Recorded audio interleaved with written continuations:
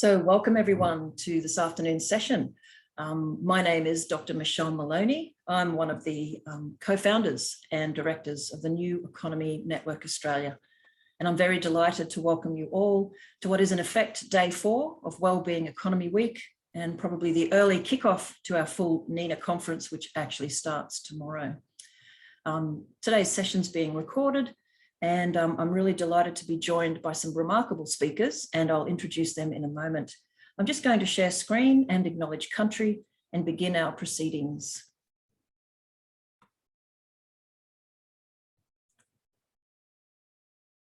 Just pressing buttons. I think I'll be dreaming about buttons.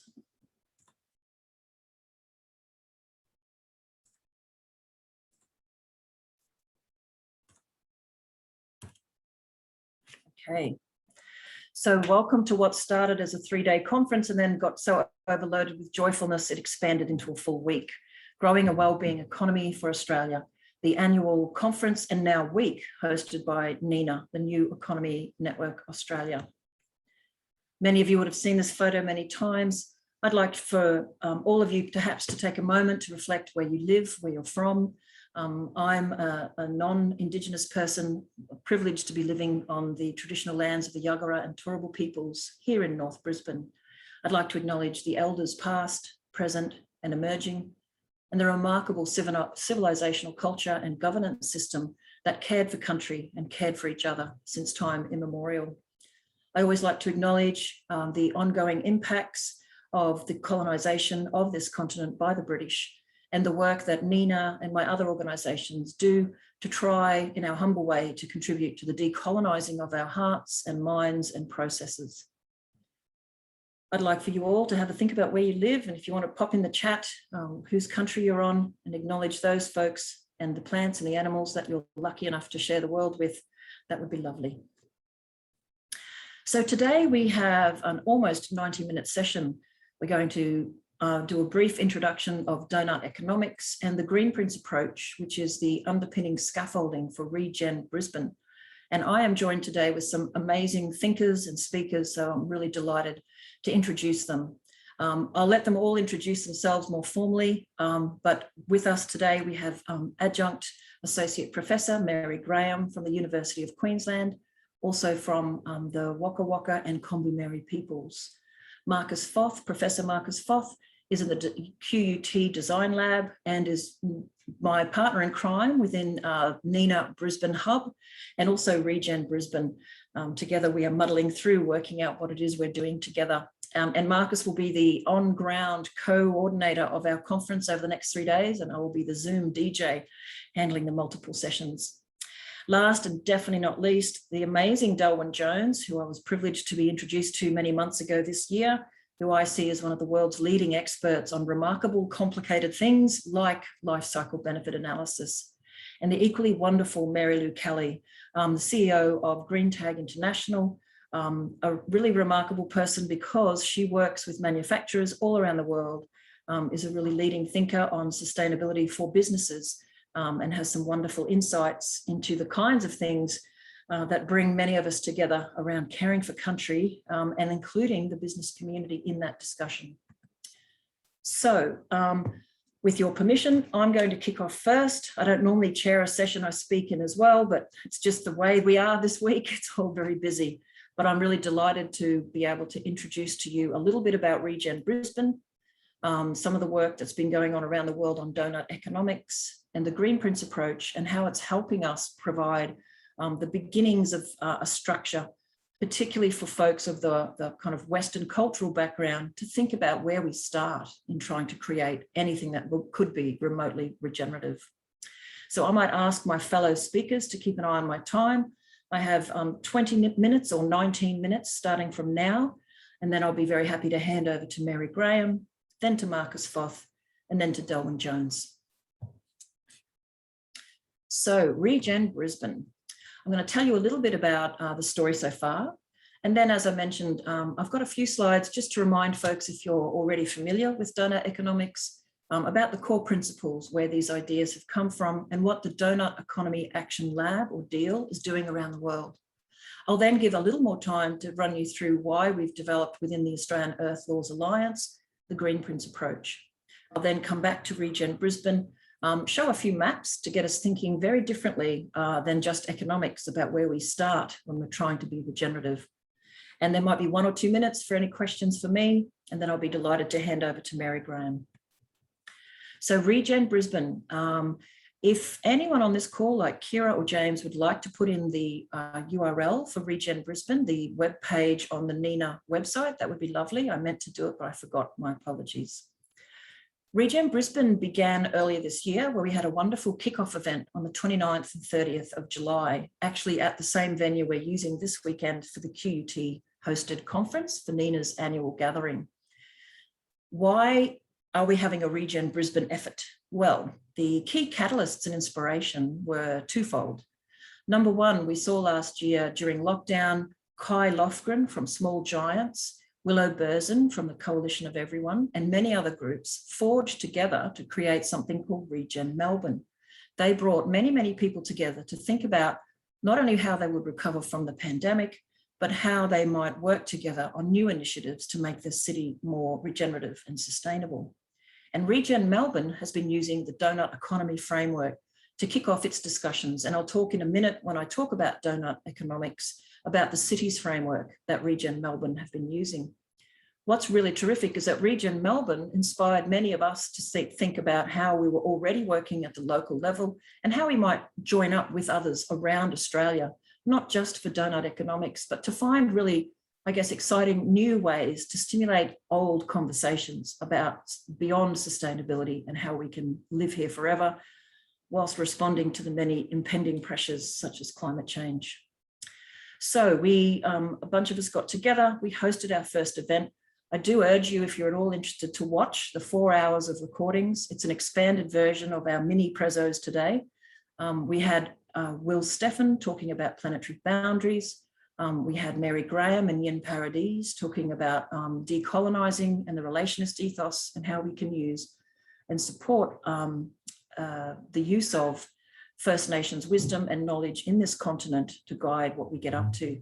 There was also Jonathan Shree from the Brisbane City Council, Delwyn JONES, David Hood talking about beyond zero emissions, and many other great speakers, including Kai Lofgren, who joined us and talked about Regen Melbourne. We've since had a survey going where we are identifying how people might want to connect.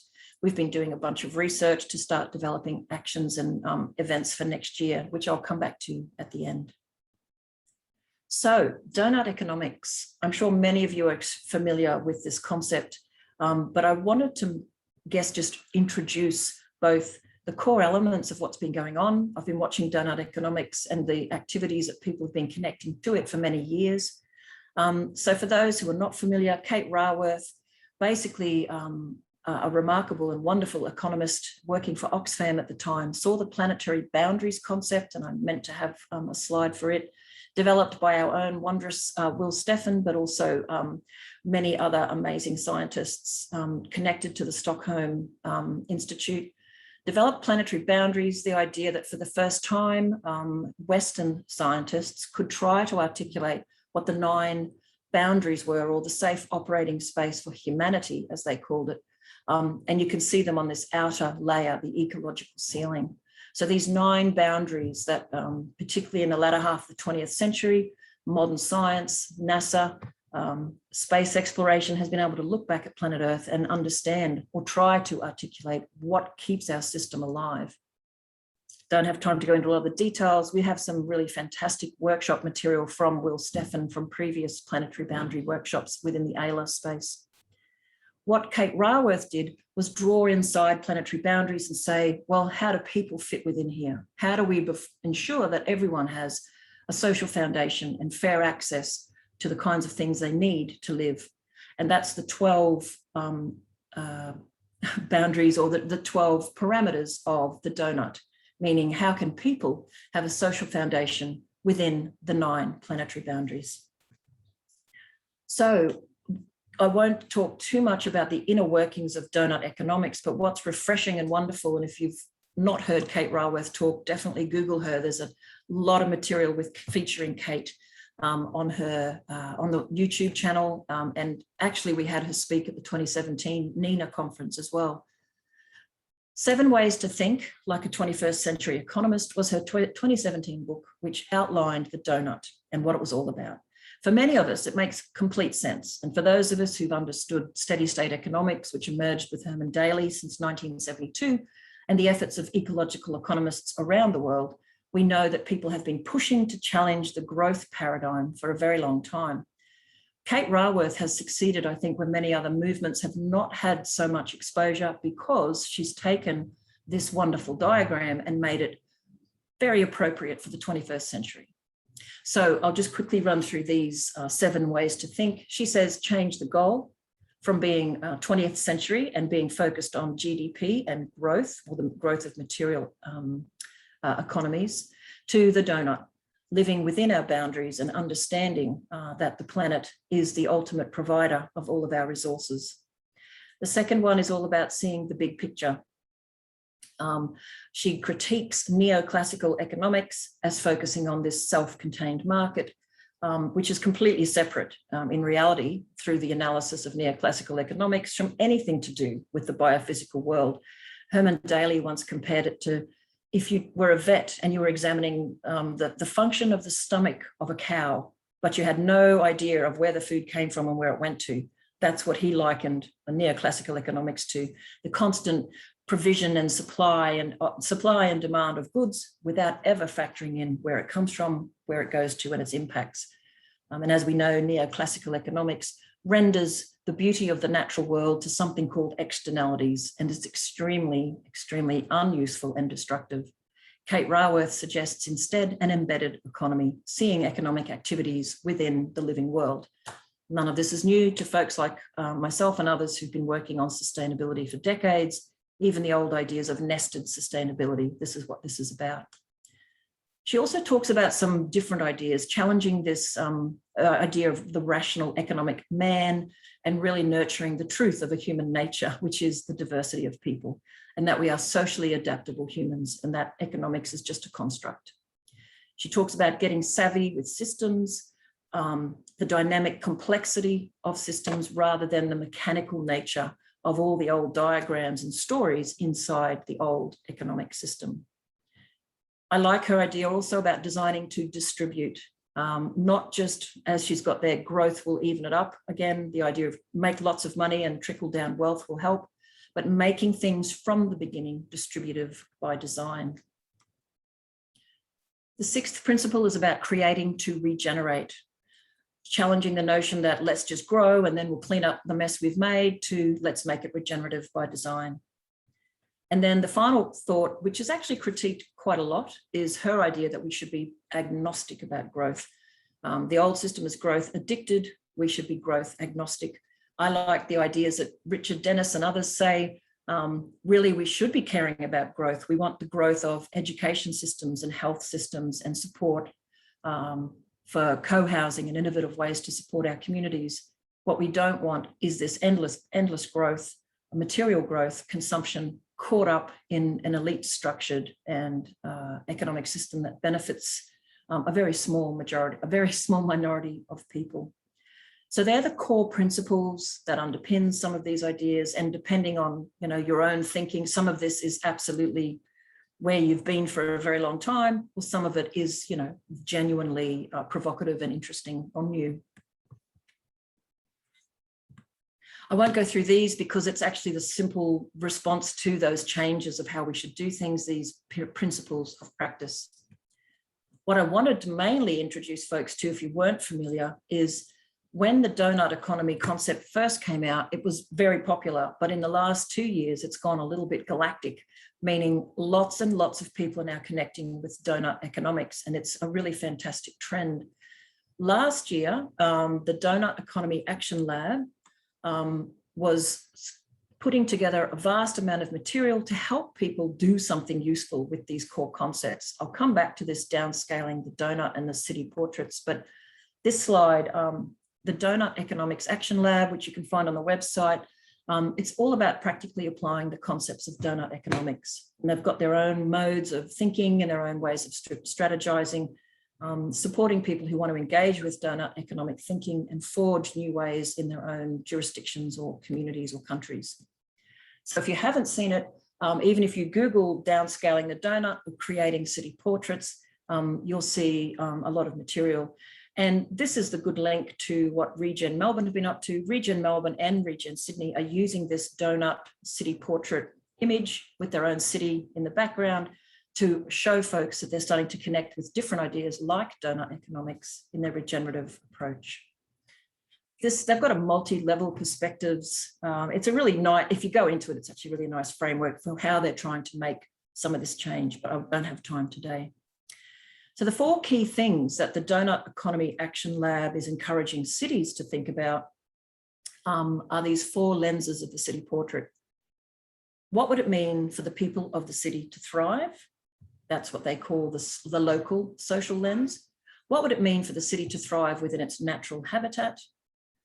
What would it mean for the city to respect the well-being of people worldwide? That's being a good citizen and thinking about the bigger impacts. And what would it mean for the city to respect the health of the whole planet? So what we're seeing now are groups like Regen Melbourne and others sitting around the donut and actually exploring within those 12 ideas and the 9 parameters, what would it all look like? Now, what I want to do now is jump from Doughnut Economics to an approach that we've been working on in AILA for many years.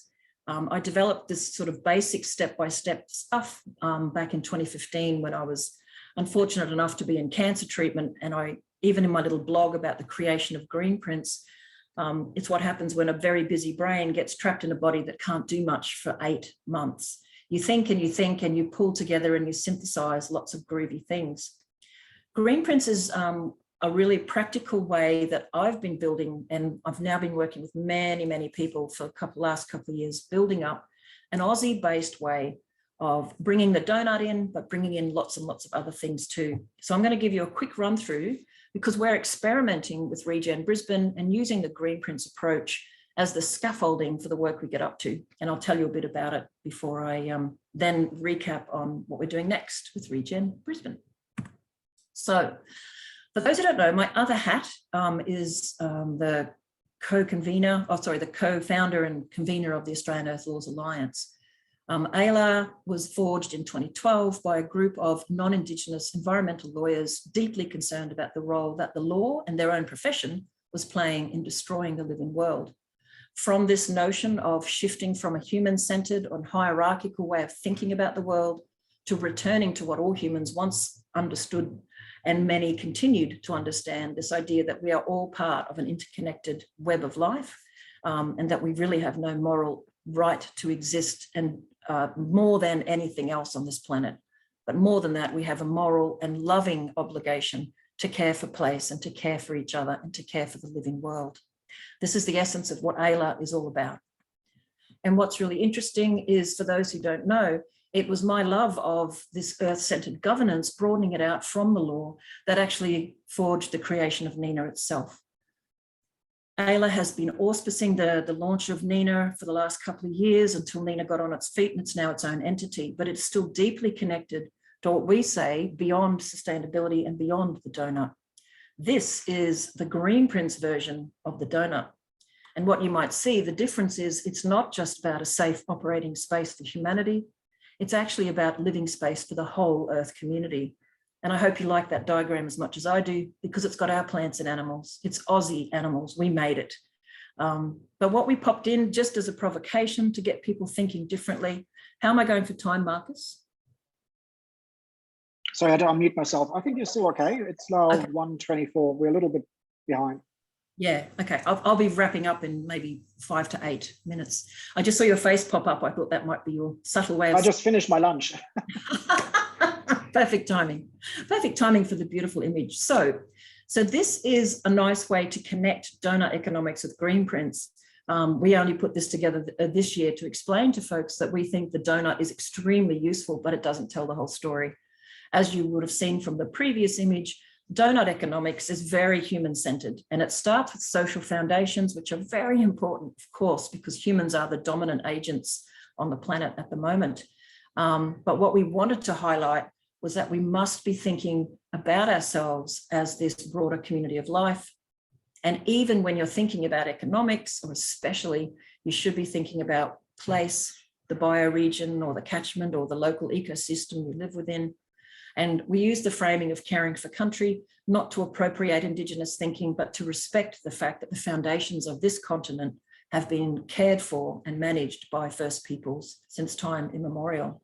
So that's the Greenprints connection to the donut. And I'll come back in a moment when I run you through very briefly I've spent years simplifying the steps to help communities who are grappling with how to do stuff they want to do to be more regenerative, actually find some kind of pathway.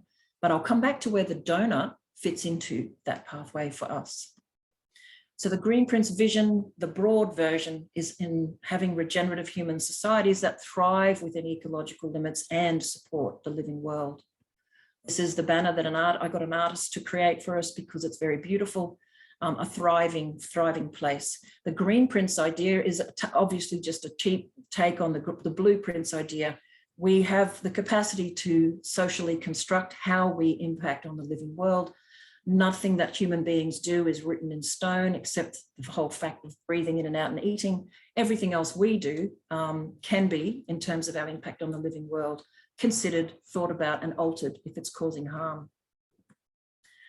The big issue that I was responding to was listening to community groups for years and years and years saying that they knew all of these cool tools were out there, but they didn't really know how to bring it all together. They were trapped in a legal system where local councils didn't have as much power as state governments. They wanted to help protect a forest here and the waterways there. They wanted to stop that development. They wanted to do this better. There was nothing that brought it all together and nothing that could enable people of very different educational levels. And in the West, we put ourselves in these little silos and boxes, people from different disciplines actually bringing all their expertise together.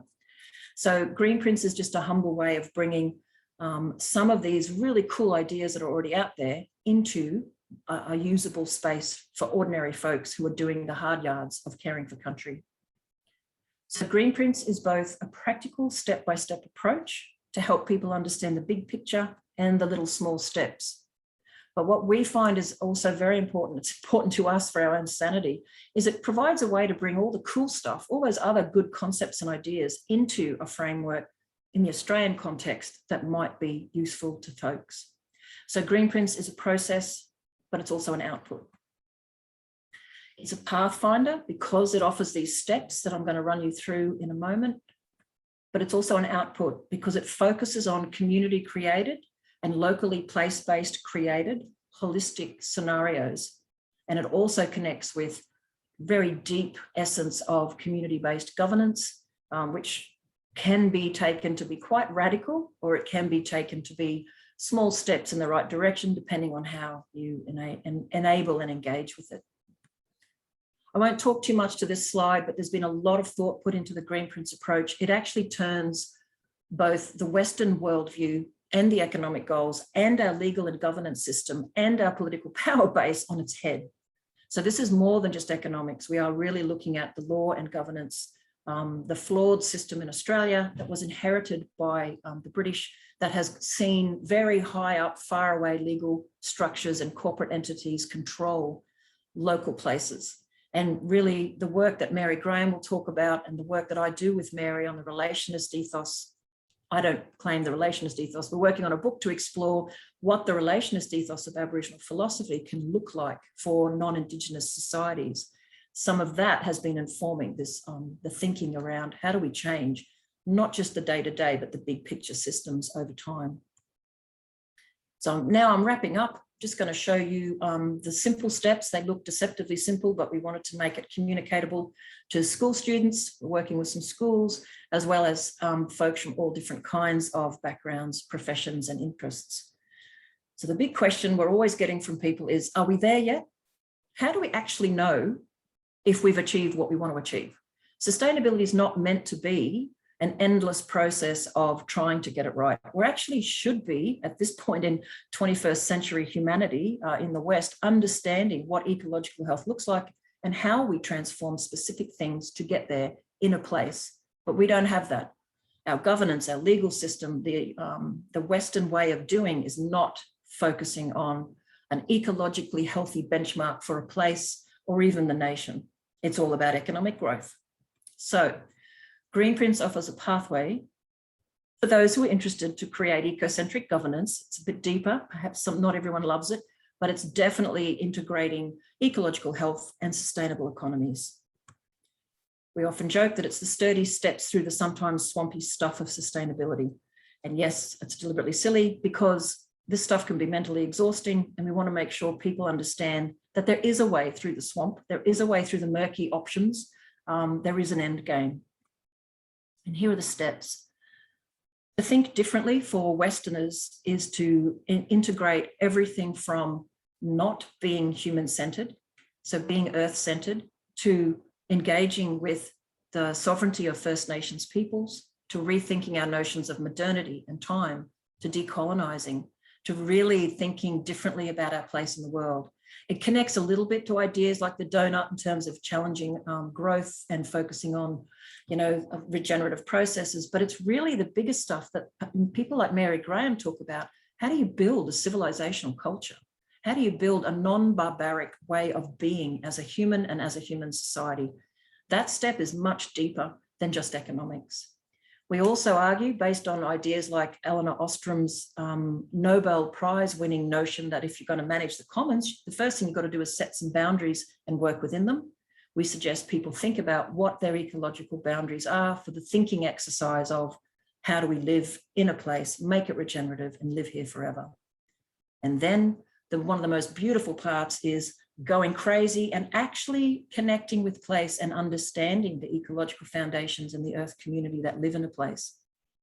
Earth jurisprudence, which is a deep inspiration for our work in AILA, reminds us that Western industrialized societies are very distanced from and separated from the living world.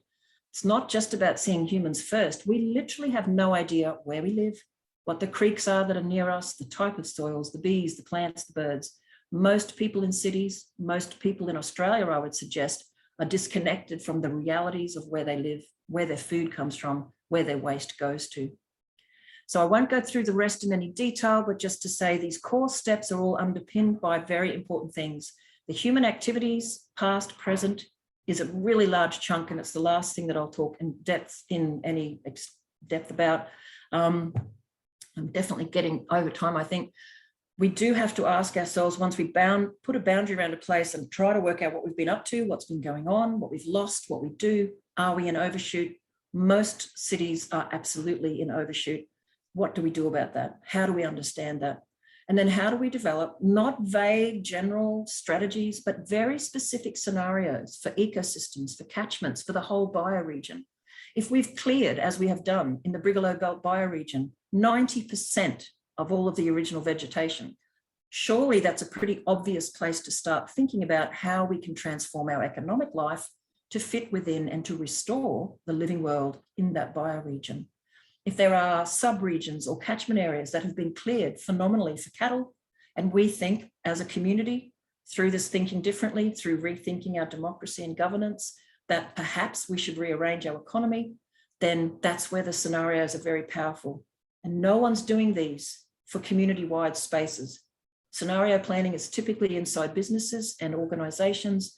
Governments are very rarely engaging in what would it look like if we just keep going the way we are, and what could it look like if we do something different. So last two slides. What I wanted to show you is that for us, concepts like the Doughnut Economy idea fit within here. They really fit within part 4, all this understanding of human activities. And probably to wrap up, I just want to say that we've got tons of material underneath every single one of those steps, including connecting to the remarkable work of people like Delwyn through life cycle benefit analysis, material flows, the global ecological footprint, all the stuff and the cool tools. We've been researching them for years and finding out which bits could be useful when. And we've started to work, we've just signed our first couple of MOUs with a couple of amazing community groups. We've got a network of 50 schools who want to use Greenprints, not only to help them look at where they fit into their bioregion, but how they can influence all of their students' curricula to care for the living world and incorporate the new economy. There's a great quote that says, all models are wrong and some models are useful. And I think I normally put that up front and remind everyone, Greenprints is just a really simple structure underpinned by a lot of thought and research. But there is no snail of destiny. There is no perfect way to do this. It's messy, it's iterative, and really with Regen Brisbane and 4 or 5 other projects, including, we're deeply honoured to be working with Anne Polina up in the Kimberley, connecting some of the Greenprints and new economy research into one of the world's most ancient, continuous regional legal systems, the Wunnan law, and the Kimberley and the Martuwarra Fitzroy Council. So we're connecting to that as well, but only in a support role. And that is well and truly enough from me. Thank you so much for your patience, and for my fellow speakers not saying get off the screen. What I'd like to do now is just mention, before I introduce the wonderful Mary Graham, so that Greenprints approach, which I've hurried through, but is both simple and immense, is supporting us to think about all the different things we can do inside Brisbane. And I couldn't show, but the wonderful James Lee has prepared some amazing maps to show us all of the changes across Brisbane and where do we choose our boundaries. So Regen Brisbane is connecting to the Greenprints approach and to Doughnut Economics. But our starting point in thinking differently is what Mary Graham calls the relationist ethos. So it's with great pleasure, and I'm truly honoured and delighted to have Mary Graham join us to talk about the relationist ethos and the philosophical foundations of a very different way of being. Mary, thank you so much. Over to you. Oh, thank you very much. Thanks for having me present today too. So I'll introduce myself first of all in an Aboriginal way. Mary Graham. I'm speaking from the Gold Coast. This is my father's people's area, Yugambeh language speaking mob, the Kombumerri. And on my mother's side, she was Waka Waka, who came from the Burnett River district, actually, 300-400 kilometres northwest of Brisbane. She was on Cherbourg when she was younger, under the Act. My father wasn't under the Act, but they got together. She was exempted, given exemption. That's like a kind of freedom, actually, under the Queensland legislation, which controlled the lives and status of Aboriginal people, Aboriginal and Torres Strait Islander people, from about the late 1890s to the late 1970s. So I'd like to start off with to say that that kind of legislation is anything but the relationalist ethos. It's, oddly enough, it is relationalism actually, because relationality from this Aboriginal point of view is, it starts with looking at, over a very long period of time, vast eons of time really, where we came from, how we got to be here and so on. So it starts with us being in this country, getting to this country from that other continent, and to become the people who became Aboriginal people actually eventually, along with human development and working out our place in the world and the place of this continent actually in the world also. So we're here, we were here, and in the opinions of, unlike, quite different from the science and anthropological sort of view, we didn't come from anywhere else, but this is the country in which we became human. Now what that actually means is that this is the country which invented us, which created us. You can look at all this in a quite scientific way, actually, if you want to look at it, Darwinian, or if you like, I'm not quite sure, but definitely not the survival of the fittest type of that argument, not that. But we realised our humanness, our reflective humanity, not just our physical humanity in this country. We didn't realise it anywhere else. So that's why dreaming stories are only to do with, obviously, flora and fauna in this place. So no monkey dreaming, no elephant dreaming, only all the flora and fauna and grasses and trees and everything from this country. So we became literally human in this country, and there are stories, wonderful stories actually, exactly how that happens with ancestral beings spirit, ancestral spirits. And this is ancestral spirits of all life forms, not just of humans, but everything in nature, that they have ancestral spirits too. So we are, first of all, we worked out this relational idea. Because land invented us, we're kind of obliged to continue to look after it, actually, because land continues to look after us, humans, basically. So it invents us, it looks after us, it helps us to develop into more and more human ways of being, and so on. And because all the resources are there, that's what helps to keep us being human, that is surviving, really. But out of that, this idea of relationalism and survivalism comes, and they are not excluded middle kind of notions. They go together, they are entwined with each other. We are both, all humans are both relationalist beings and survivalist beings. But for Aboriginal people, and many Indigenous, of course, around the world, we also have a relationalist ethos.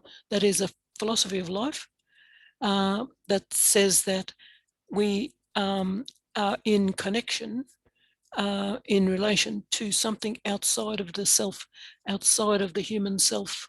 And of course, it's the very thing that helps us to come into being, to be.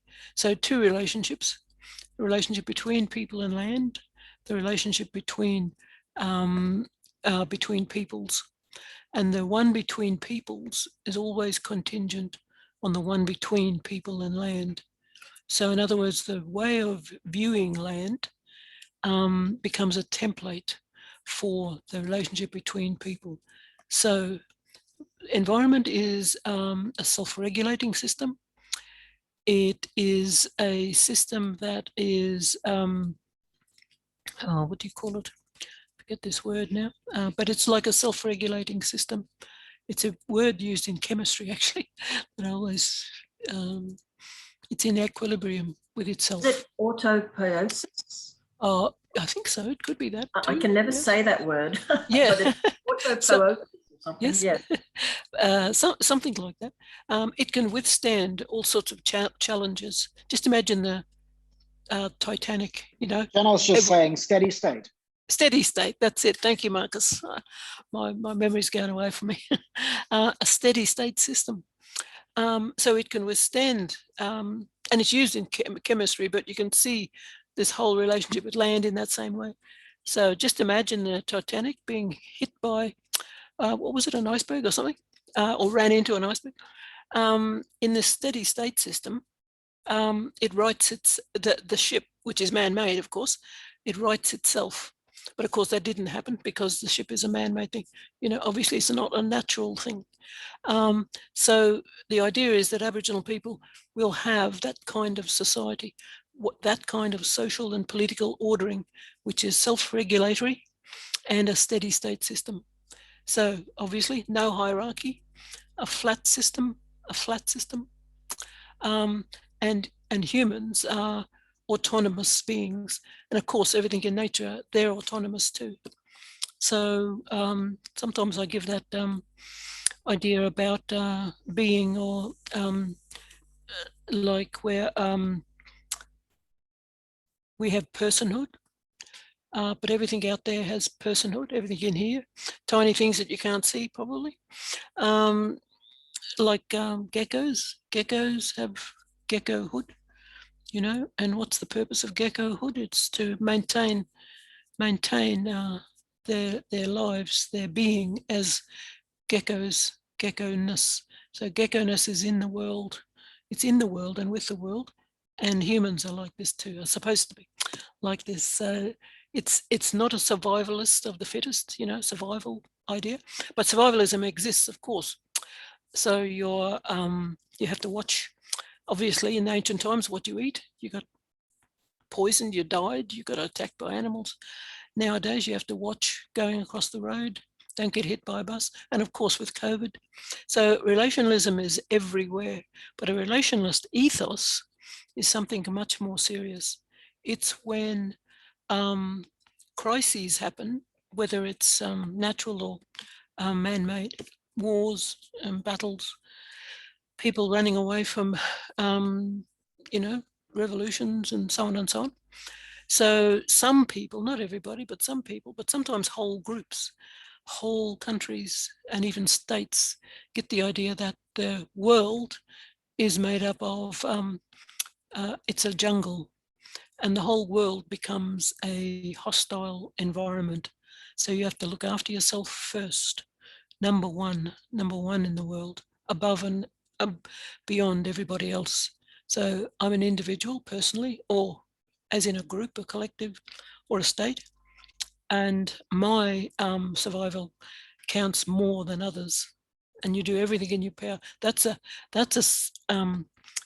survivalist ethos. It's a philosophy of being, putting the self first and above all. Very different from a relationalist ethos, where you work in partnership with and so on. So resources in the world were always seen as something to collaborate about, cooperate, not to enter into competitiveness and to fight about, and to become the ruling hegemon of that region where these valuable resources are, you know, and so on and so on. So when you look at an Aboriginal language map, it's a hierarchy in political, theoretical terms, a flat society, flat system of social and political ordering system. And it is a system, our system. It is a self-regulatory system. It's a system, and the very idea of being a system says that that's what makes it a civilization, of course. So it's a civilizational culture rather than a civilizational state. And I mention those sorts of things in relation to cities, because cities themselves became states, didn't they?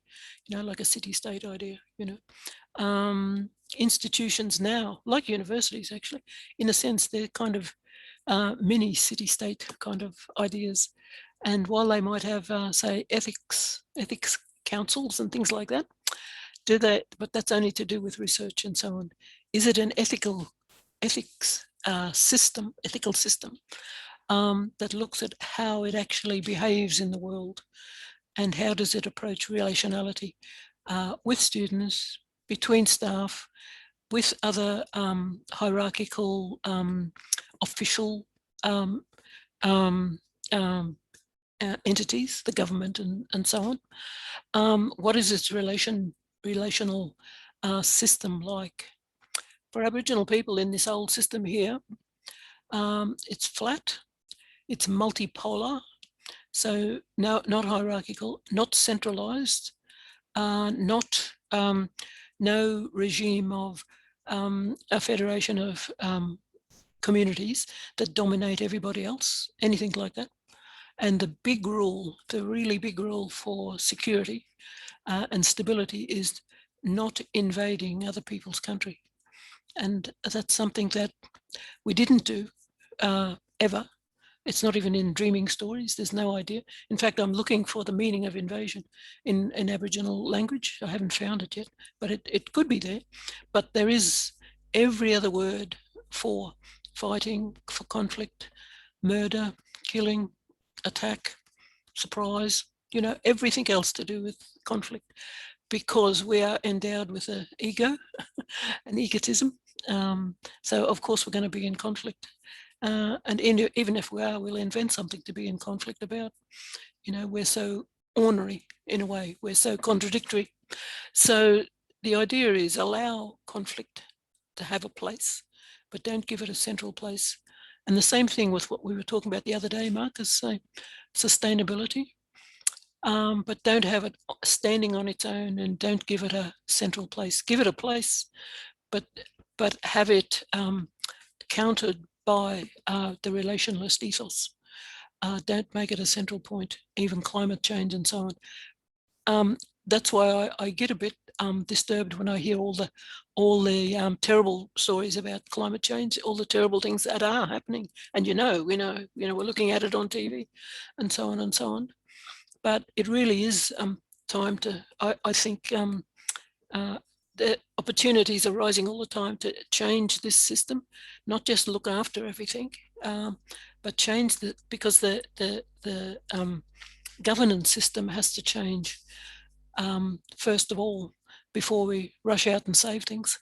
I mean, you can't help saving things, of course, because there's floods and fires and everything going on, so you have to pay attention to it, of course, to save people and save yourself and so on.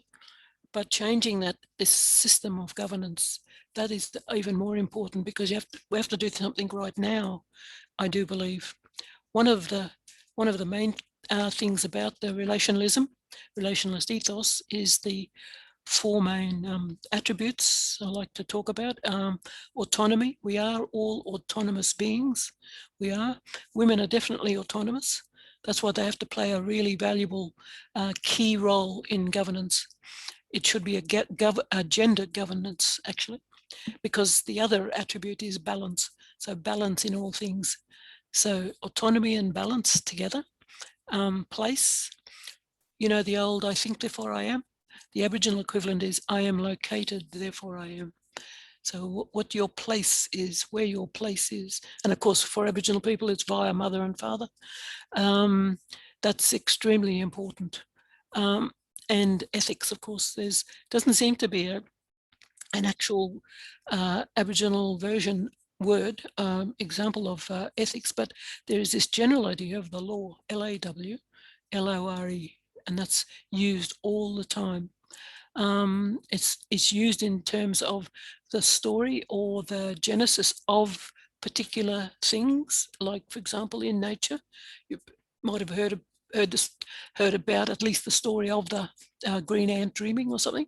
So every different idea, law forms, and natural forms all have a story, their own story. And of course, events have a story, and so on. They're all dreaming stories. So the truth and the ethics come from these dreaming stories, these dreaming narratives, and so on. So what also helps is to have a different logic, a very different logic from Western logic, Aristotelian logic, not the logic of either or if then, or all are, all are something. All redheads are mad, say, for example. Not really, but I know Miss Jones, who's got red hair. She must be mad, and you can see how useful that is for propaganda. All Aboriginal people are drunk and violent, First premise, second premise holds that up. The conclusion confirms all that, and so on and so on. All Muslims are violent terrorists, and so on and so on. So it's the logic of the arena, right and wrong, good and bad, so on and so on. Too much of that thinking is in the foundation of governance, unfortunately. I think a whole lot of different things about Aristotelian logic is not there in Aboriginal governance logic. You have to look at that language map again. So multiple places give rise to multiple dreamings, give rise to multiple laws. Just imagine, this is a great, not imagine, it is a great island continent. Heaps of countries in it, heaps of countries, just like Europe. Europe is full of Europeans, but they all have their own country and their own language and culture and so on. Well, the same with Aboriginal people, Aboriginal Australia, heaps of countries with their own language and culture and so on. Laws overlap, though, too, overlap. A law is the truth for a place, and hundreds and hundreds of truths, not one truth for the whole country, except probably the one about it's a good idea not to go around invading other people's countries, because you'll have security, you'll have stability if you try to do that. And of course, a truth, so there's no absolutism in thinking. no absolute truth, because that's, as we all know, that's religion and ideology. And Aboriginal people don't think religiously or ideologically in that way. Aboriginal logic basically comes to this perspective that hundreds of perspectives, all perspectives are valid and reasonable. That's what it is. It's a suspension of judgmentalism. You can't take it to its nth degree, though. You can't take it to its final sort of ending, because you end up with extreme or nihilistic relativism, and you're coming into the area of Hannah Arendt thinking. You're on the path towards fascism then, you know. So it's only for judgmental suspension is for political and social systems, really. That's what it's for. The main thing is this: you join this logic, all perspectives are valid and reasonable, with a custodial ethic. You don't clasp them together. You have them sitting on the same level, because you can't have one without the other. You've got to have them both there, and that is a truly stable and secure kind of system. You can either go for security, like as in invasion, but then you'll never have stability ever. Best thing is to go for broke with both, you know. Look after the whole place. Collective meaning of life. It's the best collective meaning of life you can have. Look after the whole place, you know, environmentally. And then you can have your own individual meaning of life, and you can go for broke there. You can have anything, you know, there's a million of them. So looking after the place comes first for everything, because it's the embedding. There's a writer called Bruno Latour, you know, I know people might be familiar with. He used a term in it. He used this term of it's time to come down to earth, you know, come down to earth or come to earth, settle on earth, you know. And I thought that's really absolutely true, both literally, physically, and but also philosophically. So one of the things that I would say or suggest, and I suppose this is a huge ask and it probably won't happen for another century or so, but I'm working with people in the philosophy department and UQ on the idea of I don't think we ever asked the word why, but we asked probably something like what if Australia had its own philosophy? You know, it's only a very young country. It hasn't even got ancient knowing about itself, except that's its derivative, you know, from some other place. But actually, you're in the best place possible in the world. You're in Australasia, you know, Australasia, and that's extremely important, I think, to know where we are, where the modern Australia is, recognise it, do active things about it, try and fit in, you know, work on autonomous regard. That's the real idea of relationalism, autonomous regard, you know. It's an autonomous country, yes, but we have to have and practice this principle of regard for others and so on, own yourself and so on. Plus, it's an island continent, which is valuable.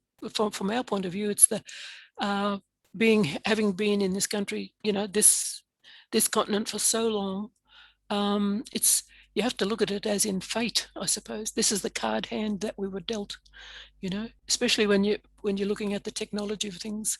No domesticatable animals, so we couldn't, and driest continent on earth, so we couldn't have large-scale agriculture. We couldn't have had a lot of those things that many other ancient cultures had. It just simply wasn't there, wasn't present, and so on. So you had to be creative in many other ways, you know, and so on. The other thing is you're in the best possible place with people like Aboriginal people. You know, you couldn't have picked a better country. I mean, I can say that, and probably other Indigenous people can say that from their point of view in, you know, Native Americans and so on. But really, there is a lot, there's a lot to be gained by the insights here.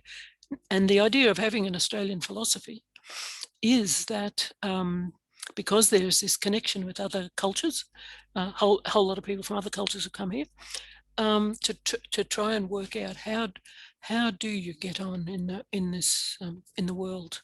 How do you own yourselves and so on? And it's not about becoming a discrete entity or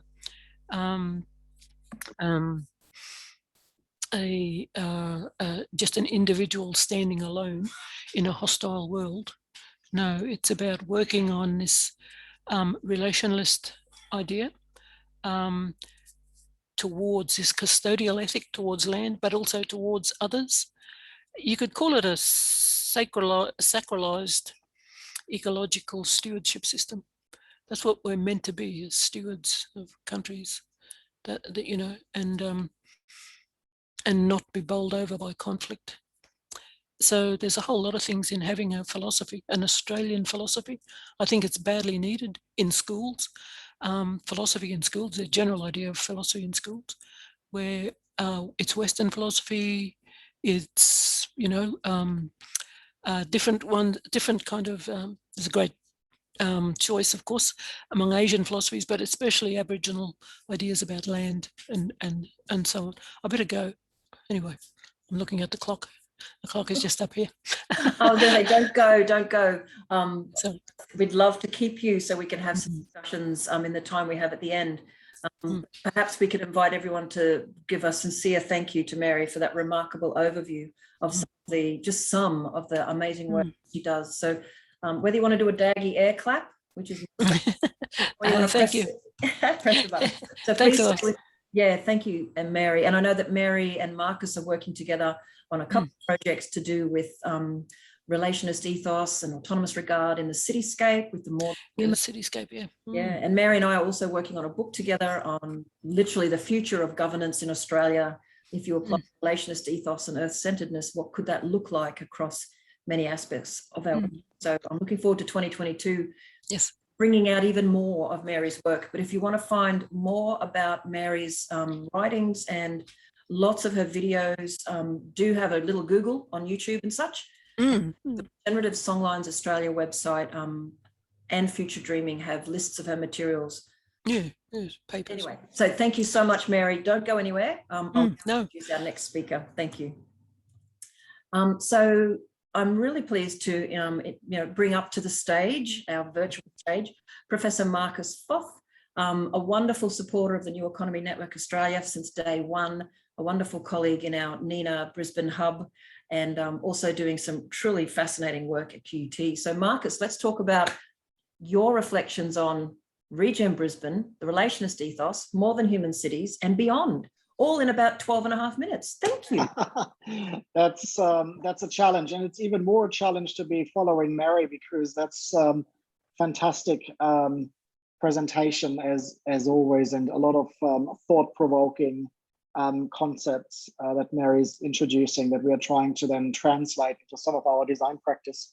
Thank you, Michelle. I'll share a couple of slides to just have a little bit of a visual illustration in terms of what I'm talking here. And I'll try and keep it brief and really just give you a bit of a snapshot of some of the work that we are doing here at QUT in the Design Lab, as well as in a new research group called More Than Human Futures.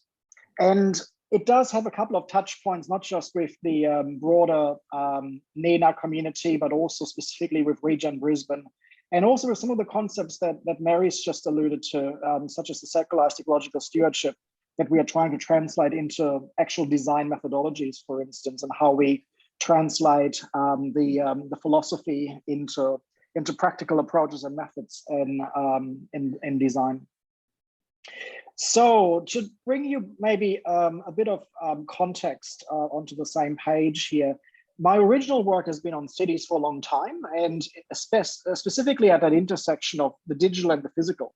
So in 2006, we created this group here at QUT called Urban Informatics, and it was all about trying to figure out what are the opportunities and challenges when online worlds collide with offline worlds. Because prior to that, it was always a bit of a dichotomy. You've always kind of seen cyberspace over there, you had to dial in, you had to be online. Whilst we still use the term to be online, on the line, we don't actually have that experience, because these days it's such a seamless experience. I'm currently physically here in the NENA conference venue at QUT that we're going to be occupying for the next 3 days. At the same time, I'm talking to you guys over Zoom. So we are very frequently and very regularly going between these online and offline worlds. That wasn't always the case. And it actually brought these different disciplines together to try and make sense of it. The social sciences, the technical sciences, and the spatial sciences, or I'd like to kind of refer to it as people, place, and technology. And so our group has been positioned right there at that intersection of these three domains. We started in 2006.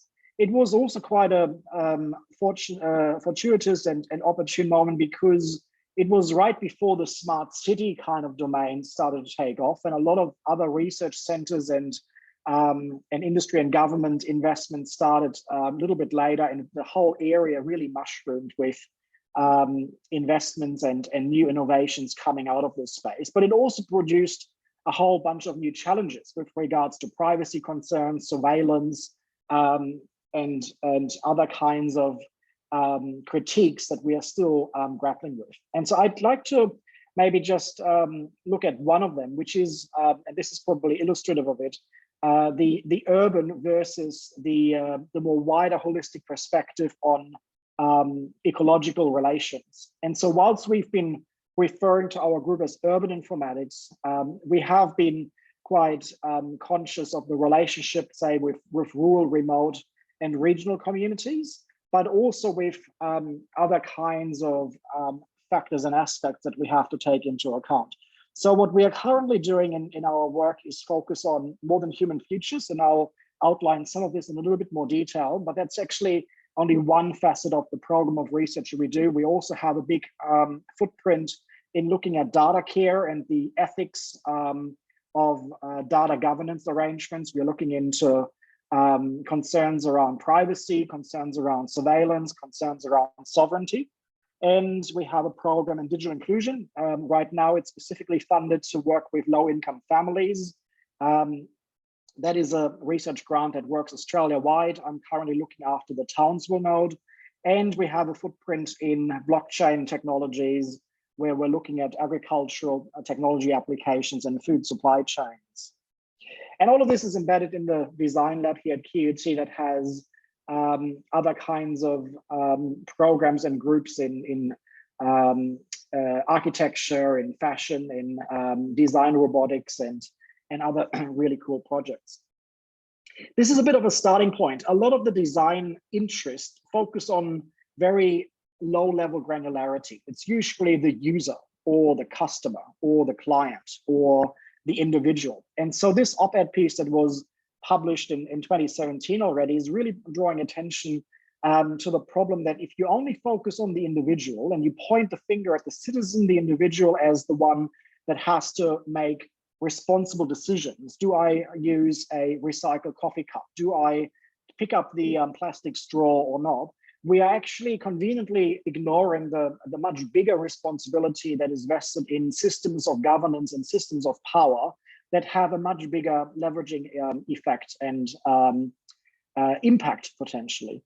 And combined with this commentary that is a critique of the design field overall, where design has actually been portrayed as being complicit in the world's destruction, that everything that we are looking at is in a way human-made, human-designed, and as such embedded in a capitalist and neoliberal kind of framework. And oftentimes that kind of frame is like a fish in water. The fish doesn't think about the water. The designer doesn't think about the neoliberal kind of ocean that it operates in. And so this was a very refreshing account where we were actually warned that we should be considering the kinds of economic framework that design artifacts are embedded in. And so both of those accounts contributed to give rise to this More Than Human Futures group that we've started here at QUT last year.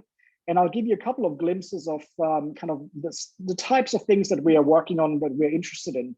Why is it called More Than Human? It's based on a book, or the term has been coined and has been made popular by David Abram. This is a book that was published in 1996, The Spell of the Centuries, and the byline is Perceptions and Language in a More Than Human World.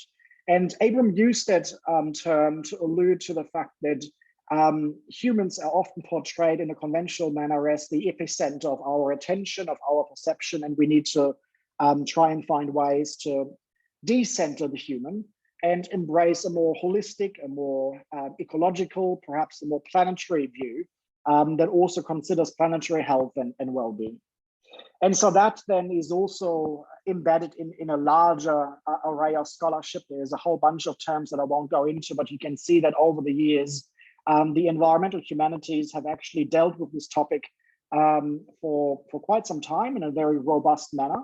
And so our work is not to reinvent the wheel. Our work here is really about translating some of these accounts and this criticism, these commentaries from the environmental humanities, and try and bring them into the field of design, and also to make it more accessible to those that are practitioners working in community contexts, in industry and government. One of the core pieces is by my colleague Laura. Laura Folano is a design professor in Chicago, and she wrote this piece, Decentering the Human in the Design of Collaborative Cities. So this was one of the early pieces that did some of this translational work of looking at the environmental humanities and how the design field can learn from those approaches. In our own work, we've started with this one here, where we've been looking at specific applications in design that are called media facades and light installations. And we've been particularly interested in their impact on animal life. In this case, for instance, on insects that are light sensitive or attracted to light, but it could be fatal for them, but also nocturnal animals like the usual array of marsupials across Australia here in Brisbane, possums, while ringtail and brushtails might actually get entangled in these fairy tale installations that we humans find also cute and magical. We've also been translating some of these insights into new methods, participatory methods. Rather than having human participants, we've been trying to find ways to approach and have better empathy with our non-human and more than human living beings that we share the planet with, and how that can inform our design deliberations. This piece here is critiquing the smart cities agenda, particularly because in industry and government terms, the smart city is always pointed at and used as a particular cornerstone of sustainable development, when in fact the investment in the kinds of technologies that the smart city relies on actually just conveniently shifts the problem of sustainability elsewhere. So all of a sudden we think of a Western city as being sustainable because it has adopted IoT devices and data analytics, but it conveniently ignores the fact that we are producing more e-waste as a result of these investments. And we are also depleting rare earth metals in precarious labor situations in the Congo in order to produce the lithium batteries that power these devices that require cobalt to be mined in unsafe conditions. Some of this is problematized with this collaboration more recently with my colleagues at Deakin University. They're all coming from a law and justice background. And so we've written this piece that is taking a bit of a new direction in digital criminology. Usually digital criminology is concerned with the impact of technology and the kinds of criminal implications and impact it has. Whereas here we're actually turning that on its head, and we are saying the actual raw materials, the manufacturing process, the kinds of whole life cycle of the technology itself should be considered as part of criminology lens because of the environmental harm that it creates. So those are some of the glimpses in the group that we are currently engaged in. On Tuesday, when Mary spoke at a symposium that we staged here at QUT, we also had another keynote speaker from Canada. Professor Ron Vakarius just published this book that I also recommend to you, which is called Things We Could Design for More Than Human-Centered Worlds, that also picks up some of these concepts and starts to translate that into design practice. So I think that should be my 12 minutes of a bit of a summary of some of the work that we are doing. And hopefully that's going to inspire some of the discussion later on. Thank you, Michelle. Thank you so much, Marcus. It's always amazing to hear all the work that you and your team are up to, and those crossovers between the more than human design aspects into regen everything and into the Greenprints approach is exciting for someone like me, because you are one of the many missing links that we bring together so people can understand all the different options to make this better world that we know is possible. All right, now on that note, I'm going to introduce our last speaker, Delwyn JONES. Thank you so much, Marcus. Big thank you. Thank you. Thanks so much, darling. To introduce Delwyn, I want to cast your mind back to the steps we had for the Greenprints approach and trying to link together this remarkable panel of folks today. Sorry, whoever's sharing, we've got, is that what we're meant to be seeing? Yeah, cool. So we've got, Mary's been talking about that deep philosophical, the concepts that she articulates so beautifully from Indigenous worldviews, culture, law. We've got the Greenprints approach, which is trying to do a practical, stepwise way of bringing a lot of stuff together.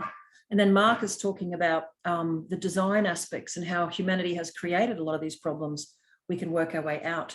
Now, Delwyn fits into this very beautifully, because inside our Greenprints approach, or even inside Doughnut Economics, at some point you have to move beyond the talking and actually analyze what is it that we're doing as human beings in our built environment, in our waste production, in the materials that we pull out in our cities from other places. And I actually think that what Delwyn JONES and her group EVA Institute offer people like myself is a very, to use a pun, concrete way to step into an analysis of what cities are actually doing, and most importantly, find new ways to do things that might get us on the right trajectory for some kind of regenerative or sustainable way forward. So that's my way of reminding everyone how everything all fits together when we're trying to be holistic in trying to redesign our societies. Delwyn, on the screen, are you able to enlarge the screen? Yeah, you're right, Del, you go. It was just a smaller section. So if you can share screen and try to bring up your slides just a little bit bigger, that would be terrific. And then I'll stop talking and let you take over. Yes, wonderful. Thank you so much, Delwyn. And please introduce yourself in any detail. I know you do an amazing amount of work in different hats. You're on mute, Delwyn. Sorry, darling.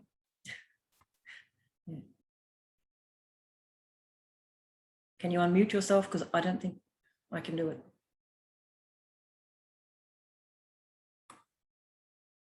You have to go down and unmute the button.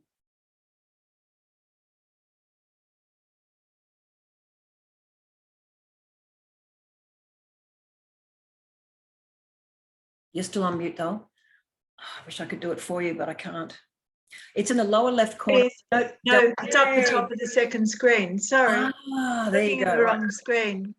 So hi, I lead the EVA Institute, a group of life cycle assessment associates. And we work in eco-labeling, manufacturing and building projects, as well as things like institutions and schools.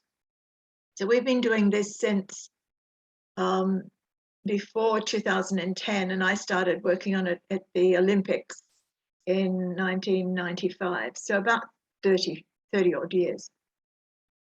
So that was from the Green Games, and we looked at New South Wales supply and everything that the government was buying and planning to do to host the Olympics. So that's the whole supply chain.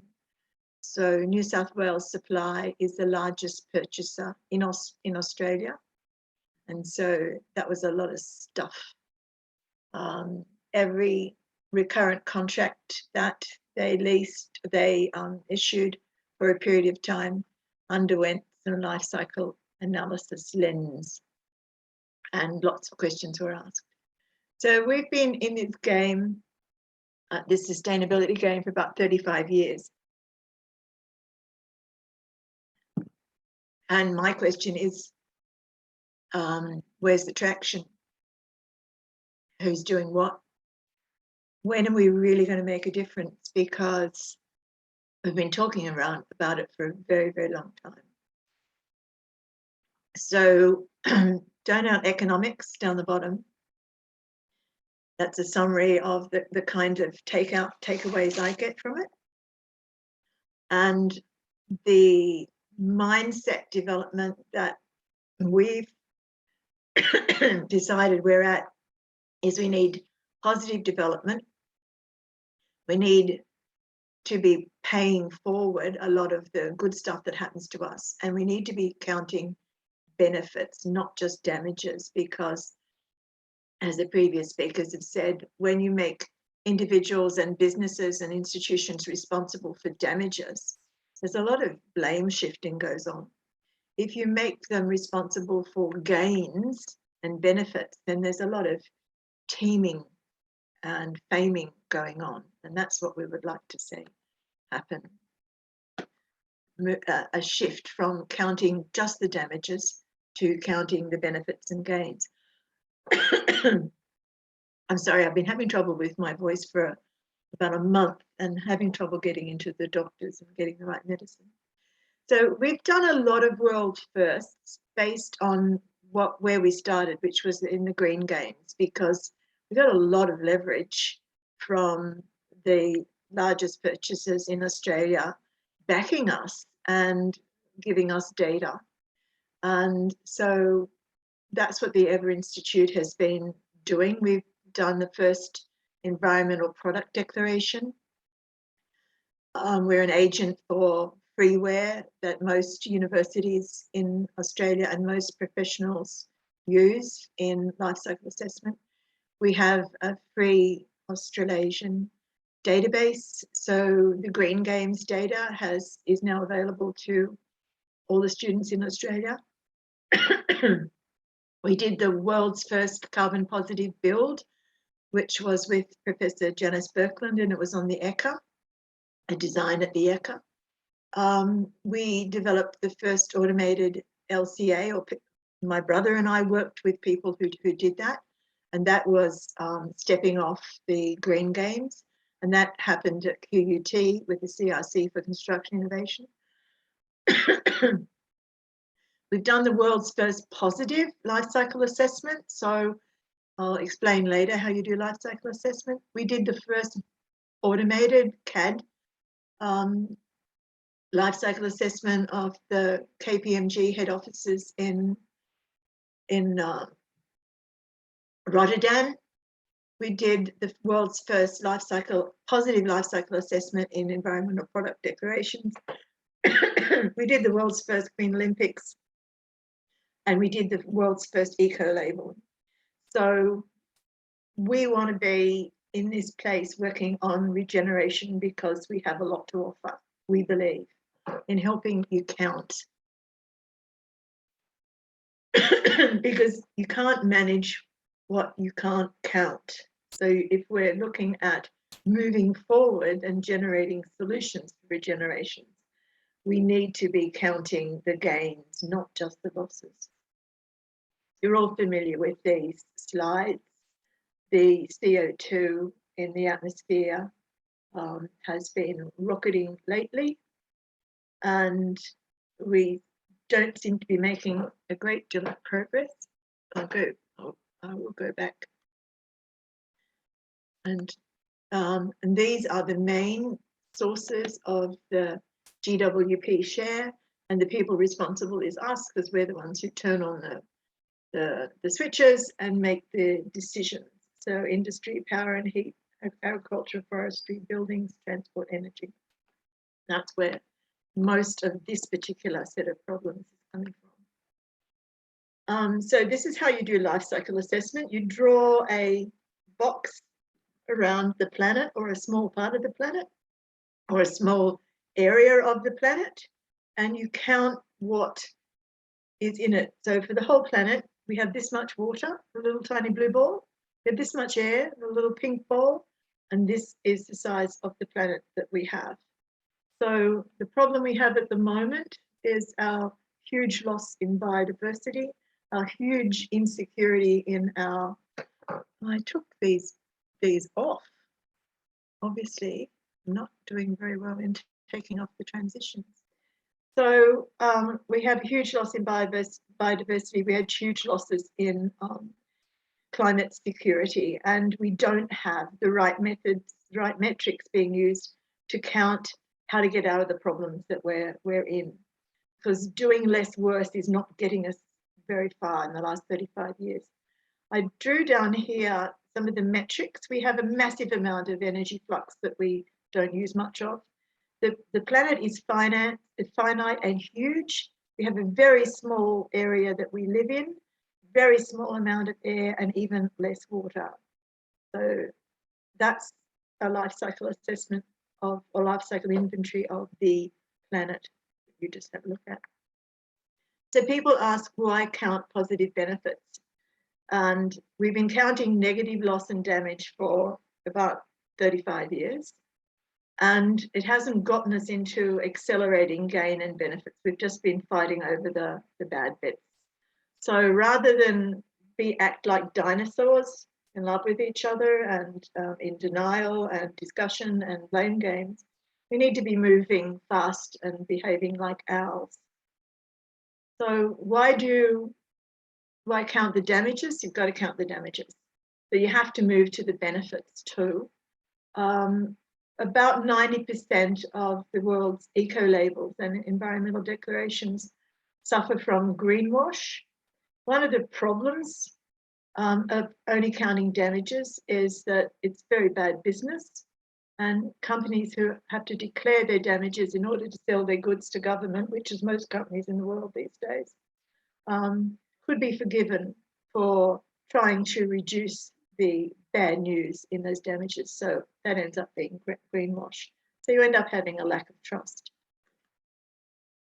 So we need to be messaging positivity in planning and reporting to inspire hope and activity and ownership of the solutions that we really, really seek.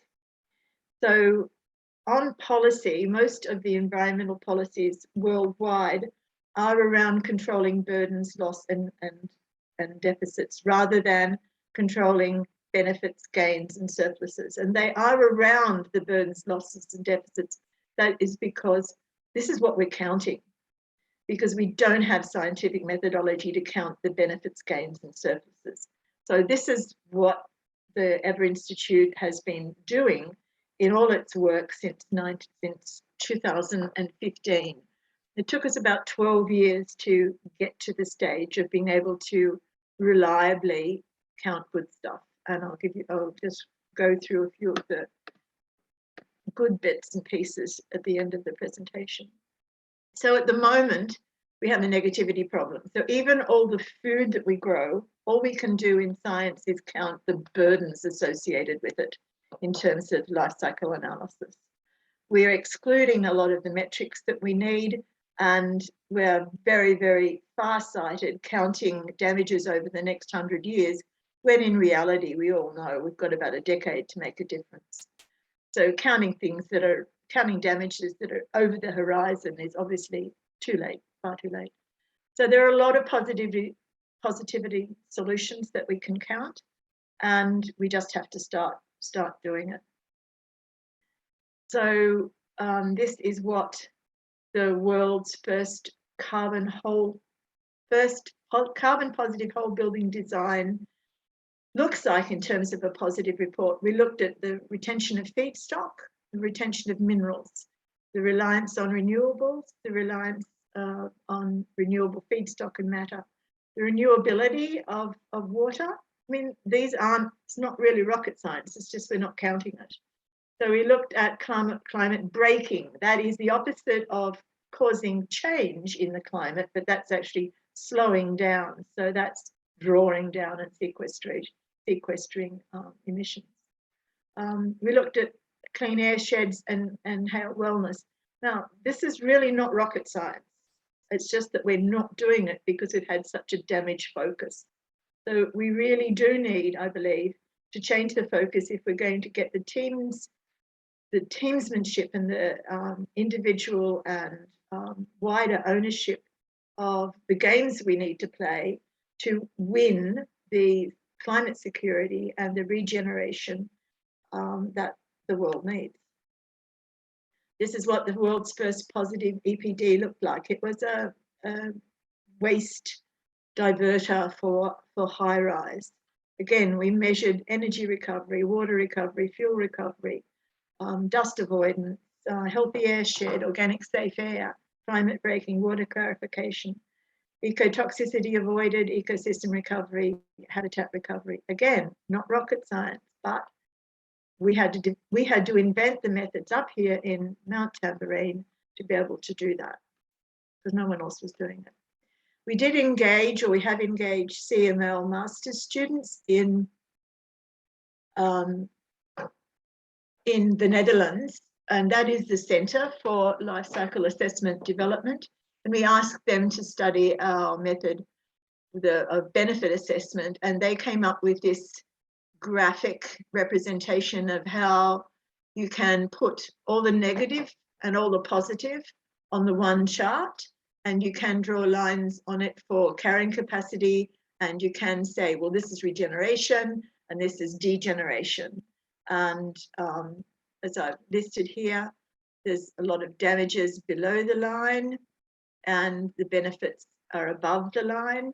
You can have net damage, net benefit, damage and benefit. So you can have net positive and actual positive. So it's important to get your signs right, your positives and your negatives. This is another chart that they did just to look at some of the basics, measuring freshwater loss versus freshwater regain, soil loss versus replenishment, air pollution versus purification. Kids at school can learn how to do these fairly effortlessly just by measuring stuff in their own habitat, in their own catchment, and in their own homes. So one of the challenges, I believe, in why we're not getting very far is because we have a negative bias on loss and a loss and blame culture.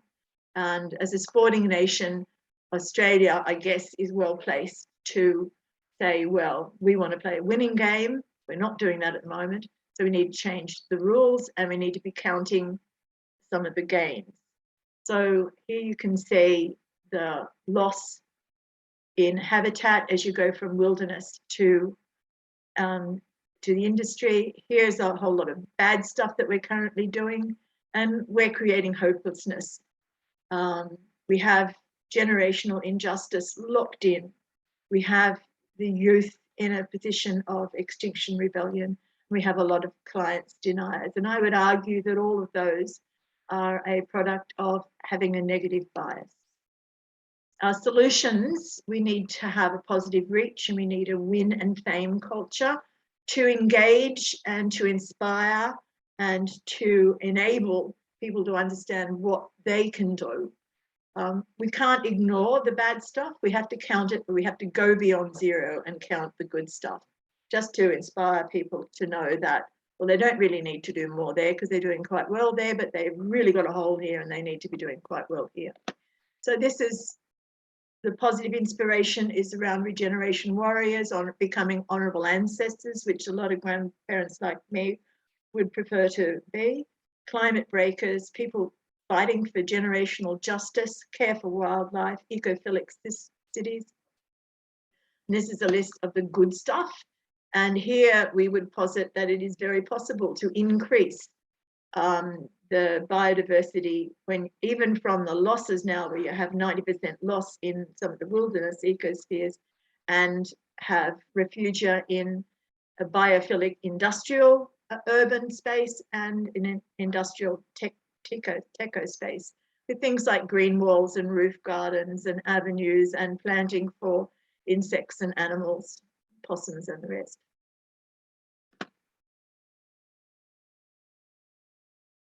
So this is a summary of our methods.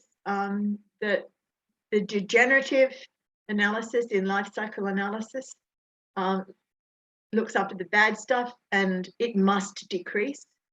The life cycle benefit assessment in life cycle analysis counts the positive benefits, and it is where the good stuff must increase.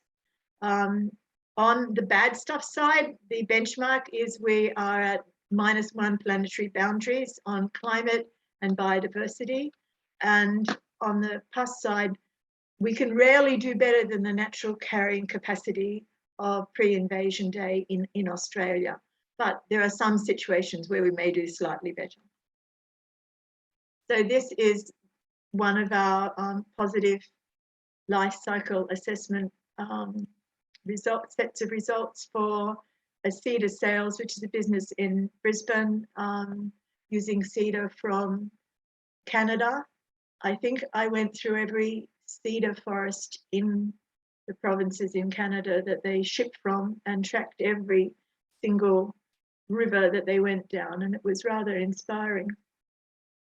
So there's a lot of biomass security associated with the cedar forests in Canada, despite the fact that they are severely affected by losses because of beetles and permafrost loss. But they've got a very high carbon bank in the standing forests and the soils. They're very reliant on recovered energy, renewable energy, recovered fuel and biofuel. And there's a lot of forest security in the way they manage their biota, their leaf litter, their forest and soil, and it's retained for regeneration. And there's a lot of community security in the way the plants and biomass is there for foraging for animals, as well as recreation for humans in the forest. And there's a lot of habitat recovery and ecosystem recovery going on within the forest systems in Canada. And indeed the way cedar sales manage, for example, their scrap wood that is used for animal bedding. So there's a lot of good things to count, and these are quite apart from the damages that are caused. So these are net positive gains from using these particular products. My favorite, toilet paper. With all the capital cities in Australia actually taking the solids, the municipal sewage treatment plants actually taking the solids to soil benefaction. The carbon in the toilet paper actually goes, at the end of its life, goes back to soil, and that increases habitat for microbiota in the soil and increases the soil carbon. Now, pre-invasion day, we had 14 to 15% soil carbon in Australia. Now it's down to between 1 and 5% because we're planting a lot of shallow-rooted, highly irrigated crops. Whereas if plants have to reach for the water, their root system goes much, much deeper, and the residual carbon in the soil then is banked there for well over 100 years, most of it. So this, again, I won't go through them, but there's a lot of habitat security associated with it, fuel renewal, soil carbon security, and these numbers are as real as the numbers that you'll see in any negative footprint associated with this. We're just on the cusp of seeing zero carbon concrete, steel and aluminium, and I'm looking forward to those. We do study those systems, and I have a reasonable degree of confidence that we're seeing a regenerative industrial revolution here in Australia, at least in respect of steel, concrete and aluminium.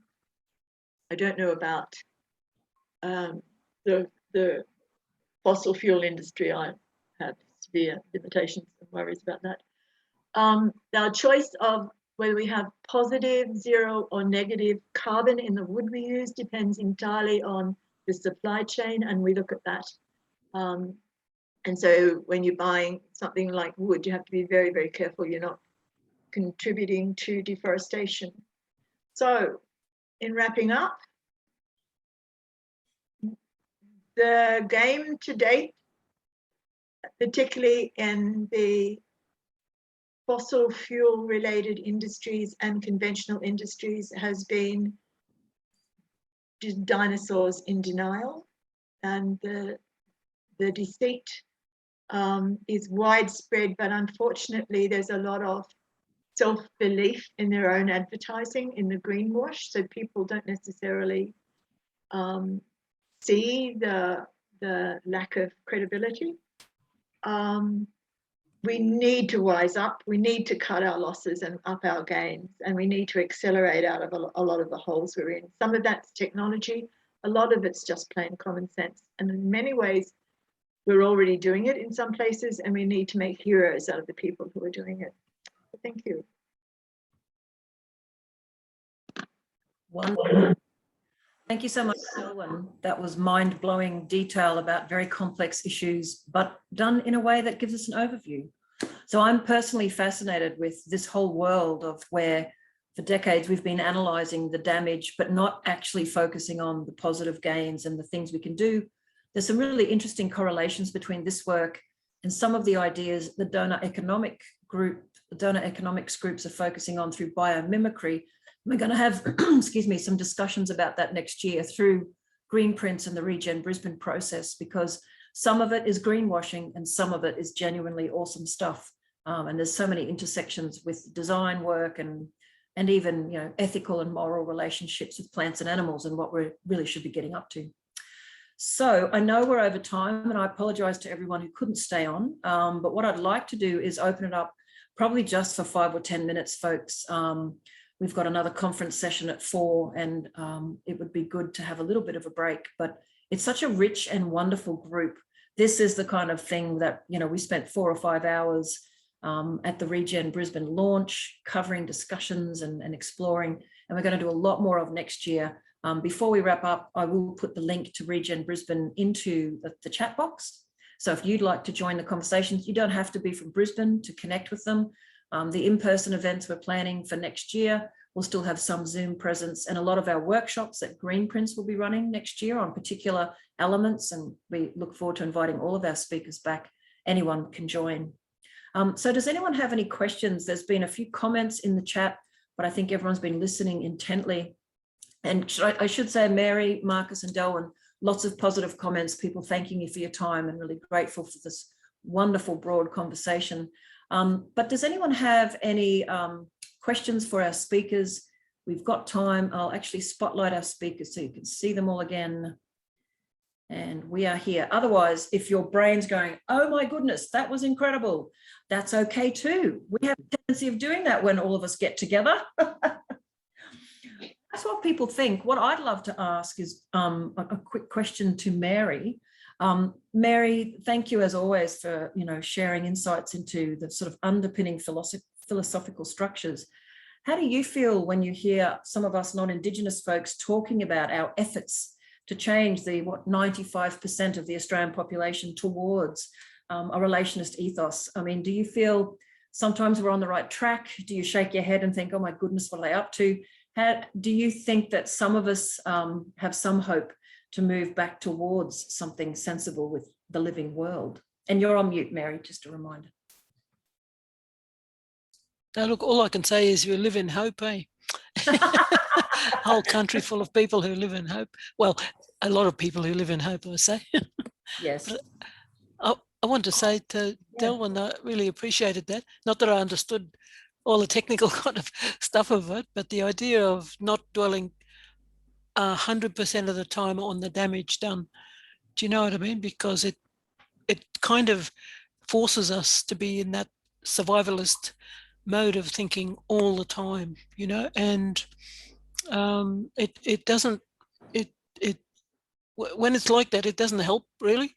You know, you have to look at the relational, the good things that have been done and so on and so on, you know. That's why I try to talk about, with regard to that Australian philosophy, if it could be working, the idea is looking at how Australia as a whole society try and avoid barbaric systems.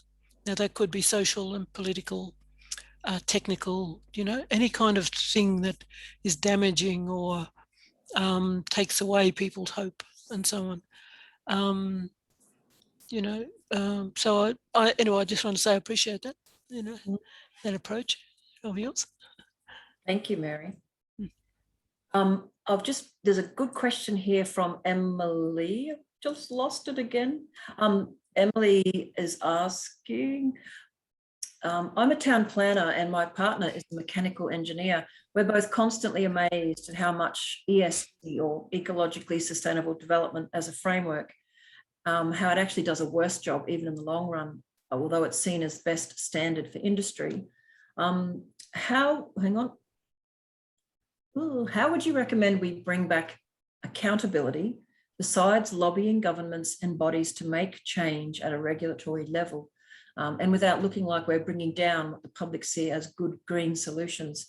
So it's actually a question to all of you. How do we increase accountability and trust, perhaps, I'm adding that bit, to the systems we have?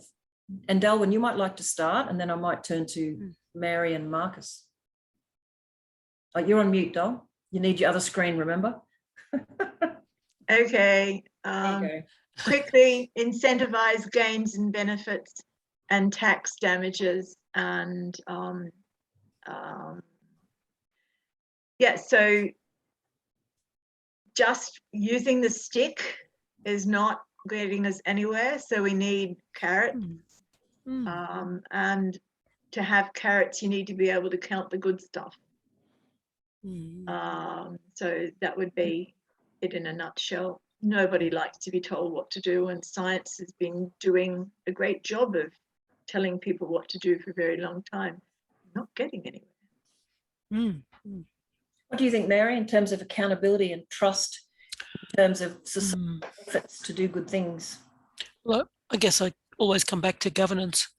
The governance should be gendered, full stop, and should just start. Don't necessarily get into conversations about theorizing about feminism and so on. Nothing against feminism. I'm just saying, just do it. Just set up boards and committees and whatever else you can do, and have men and women, you know what I mean? But not equality, but balance. Not equality, because as you say, Delwyn, nobody likes being told what to do. So someone is bound, if you say it's got to be like this, equality, kind of equal kind of systems, someone will get pissed off for sure. So just accept that balance is in nature. So copy that, Thanks, Mary. Marcus, thoughts? Yes, I did just put a link there in the chat of a paper we wrote actually on maybe a related topic, and I'm just going to summarize quickly the 4 points that we propose and the conclusions. One of them is more than technology, which goes hand in hand with the more than human. And that's about, not giving into this tech solutionism where we let the technologists and engineers to kind of tell us that any kind of problem we are dealing with needs an engineering or tech solution. There's actually other kinds of ways of looking at it. The other part to it that we've been alluding to is more than big data.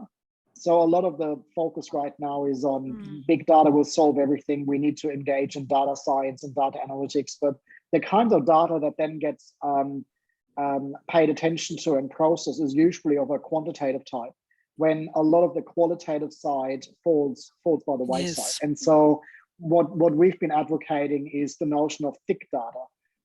So big data in combination with big data, which is about the qual and the quant going hand in hand and going together. We've also been talking about the role that the industry needs to show some leadership. There's a whole bunch of awards and competitions and juries. Nothing would stop them from actually creating a couple of aspirational awards that are setting those goals rather than just the money awards about the shiny next best thing. And finally, the last thing we've been alluding to is around education. A lot of the kinds of courses in architecture and the built environment are accredited. That means the curriculum is actually determined by a whole bunch of associations that come into universities and decide what we can and cannot teach. That's a huge amount of power that those people wield.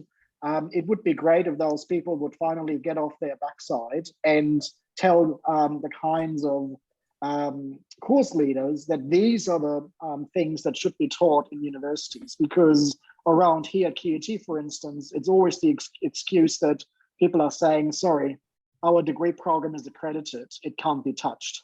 And so maybe it can be turned around, and we use the accreditation process as exactly that excuse to turn things around. Thanks, Marcus.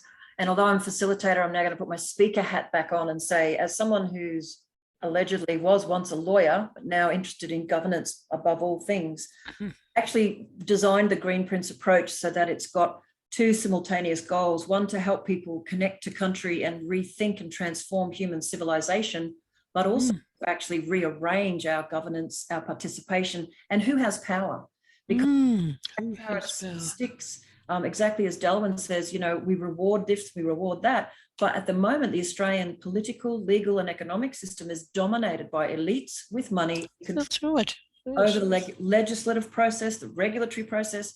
So by forging more and more and more people on the ground to focus on country and then to work their way up, we're also working through where those regulatory incentives could be, where the regulatory sticks could be, and where the decision-making and the power lies. And I'm not saying we're going to turn this into a revolution overnight. If climate change wasn't bearing down upon us so quickly, I would be very optimistic that these approaches would work. There's so much hunger and connection into how do we join everyone up? How do all of these environmental groups and all of these small businesses and all of these people who are keen actually force that longer term systemic change in the governance of Australia? Because we are, you know, we inherited this top down, corporate controlled legal and political system on Investment Day, you know, and I give talks about how the British legal system is profoundly elitist, supports these corporations, many of whom have had a long life through empire. So dealing with big, powerful structures, although Greenprints is sort of, you know, it's got all elements going for it, its underlying objective is to show people that we can care for country, transform and make sure that the decision-making is closer to home based on criteria. Basically. That's a bit big picture, and I know it's not going to solve the problem overnight. So lots of things. Lots of things. You can tell my brain's wearing out. Lots of things. Oh, it's very profound. Hey, I am so aware of the wearing down of time. We've got some lovely people making comments. I think it's time to wrap it up. Thank you so much to the folks who are hardcore and have stayed with us to the extra half an hour we've taken. I'd like to thank our speakers first. So Delwyn, Mary, and Marcus. Thank you. Always love your work. Really. And before everyone leaves, urge you to stay in touch with NENA and to connect with the Regen Cities movement all around Australia. Terrific. All around, yes. I've seen Bronwyn Morgan's here. She's from the Sydney gang. We've got folks in Newcastle, Adelaide, obviously Melbourne and other places trying to connect with the best ideas and the good stuff. Many groups are now, because I've been banging the drum for Greenprints for a little while, but promoting it this year just to help people stay sane while they deal with complexity, and we're really getting some wonderful traction. So please stay in touch, connect with Regen Brisbane next year, especially if you're a local. And I hope to see you all tomorrow morning for the kickoff for our official 3-day conference. And if you feel like a virtual nature walk, please connect with our program at 4 p.m. with the beautiful Jay Ridgewell, who's going to take you for a stroll, virtually and in reality. Wow. Can't wait. Okay. But on that note, Mary, Delwyn, Marcus, thank you. Lovely. See you then. Thank you. Thank you. Thank all. you. Bye. Thank you.